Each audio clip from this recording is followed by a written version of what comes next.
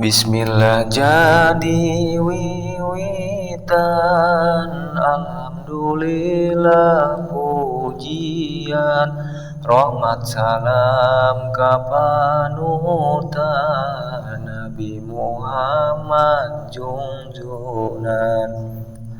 Kasohabat naridoan, kula wargana kabehan, ieu nadom singkat pisan, itung-itung peringatan.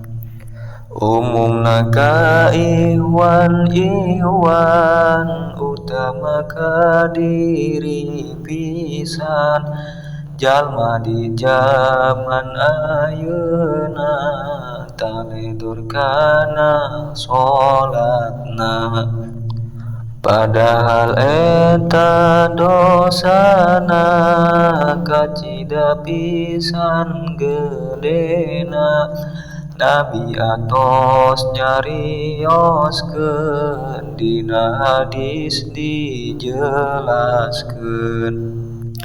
Umat Islam akhir zaman kana sholatna ringgalkeun, kana sholat 5 waktu, poho ka Allah nu satu. Lamun jalma masih sholat, aya harepan salamet, tapi lamun geus teu sholat, baladna si iblis laknat.